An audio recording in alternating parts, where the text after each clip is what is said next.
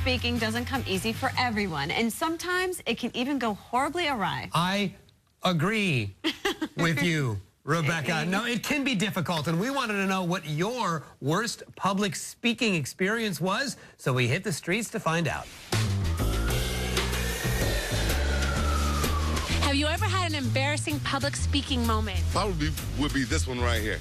Yes, at school. I was speaking about my mother and ended up crying because I don't live with my mother anymore. As soon as I got from in front of the stage, it was fine. Maybe now. At the court of small claims, yes. Actually, I've never had to speak in front of a crowd, but I love the attention, so if I had gas, that would be very embarrassing. I had a professor for psychology, and he always used to make us speak in front of the class. And every time I used to, my voice would break. No, I'm pretty good at that, thank you. You are? How? What's your trick? Preparation. Of course I have. For public speaking, I would just say as soon as you think that you're going to freak out, just take a deep breath, center yourself, and you'll be fine. That would be embarrassing. That would be. Indeed. Well, whether it's at work or school or giving a toast at a party, public speaking can get the best of a lot of us. Even some celebrities have trouble with it. That's right. So today we're going to make it easier. Dr. Woody, executive coach of the U Plan, is here with some tips. Welcome. It's good to be here, and we'll work on that public speaking thing. Yeah, exactly. Is it really a problem?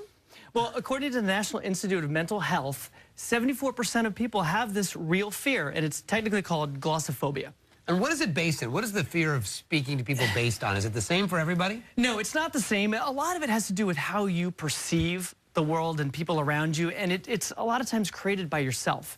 So you're looking out and you start to create your own fears of being wrong, stumbling on something, someone standing up and challenging you. There could be any number of things, but the idea is to step back, get out of your head for a little bit, and just relax, because it's going to be okay 9 times out of 10. It is interesting when you see people get nervous. You get nervous for them. Like when Jacqueline Bisset was at the Golden Globes. It was uncomfortable, right? It was very uncomfortable, but that just shows even celebrities, even trained actresses can actually get up and freeze on stage. So it's a very normal thing, and it's okay to be nervous. It's just how do you harness that anxiety and use it for positive.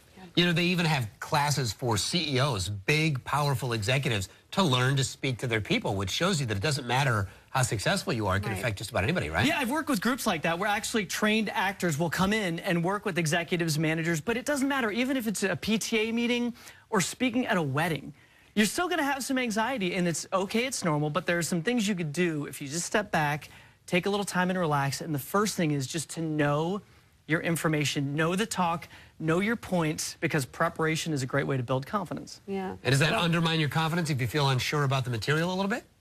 It can. If you don't feel as prepared enough, if you really feel like you know it, you've rehearsed, you're ready, then at least you have that much confidence knowing that you know what you're going to say. Then it's a matter of getting up and executing. All right, great. We're going to take a quick break, but when we come back, we've got more advice from Dr. Woody on how to speak in public. I used to be a really shy person. So usually, like when I talk in school and everyone's staring at you, my face just gets red. I start stuttering. Not so much anymore, but before, it used to be horrible.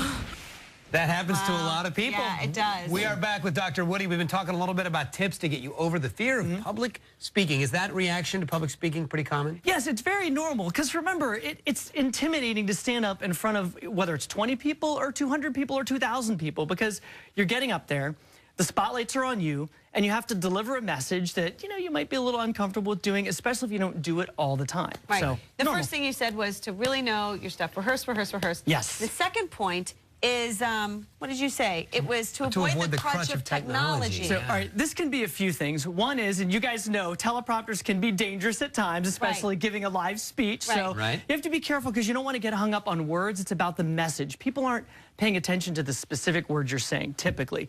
But also, a lot of people will put up big PowerPoints or videos, stuff that distracts the audience away from you.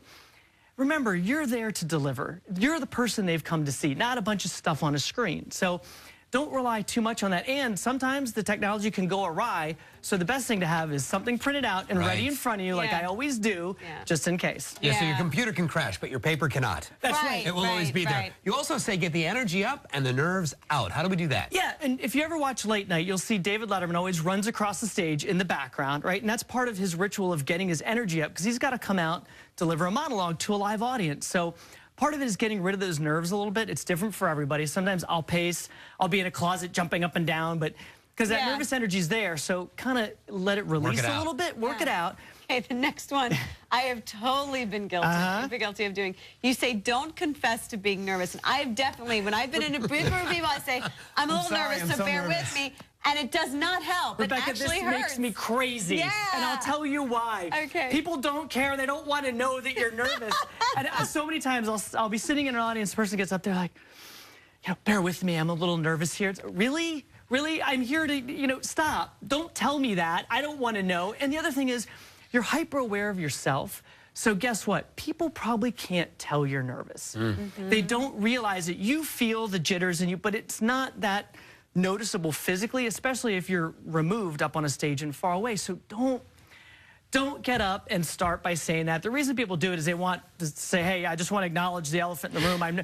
No one knows. And they're there to see you. They're looking at you as the expert, the star. So no more of that. I don't want to hear it. Another great tip is to open with a story, which I really like because it kind of personalizes it a bit, doesn't it? Anytime I'm on the road, especially like if I'm in the cab, I'm at the airport, I'm always looking for something interesting that kind of has a local feel to it, but a personal experience to me, because that connects you to the audience, but it's also something to come out that's casual, that you don't feel really obligated to get it right, because nobody knows the right story, so it's okay to kind of just throw something out there to get you, to ease you into the talk. And it, usually people laugh or they can relate to you or something like that. The last thing you said is to relax, pause, and reset, right? As you just did very well, right? But no, the idea is if you're on stage and something goes awry, because inevitably it will, don't do what I call chasing a lost thought. If something just has escaped your brain and you're kind of trying to find it, just stop. Stop for a second, relax, go, you know what? Lost my track there for a second. Let me just get back on here, or you missed a word, and then just go. It's okay to take a moment. Awesome. All right. Thank you. I think that's just good life advice. Take it is. That's what I try to do. Reflect, Keep going. Thank you, Dr. Woody. Thank you very Make sure much. you pick up a copy of Dr. Woody's book, The U Plan. We will be right back.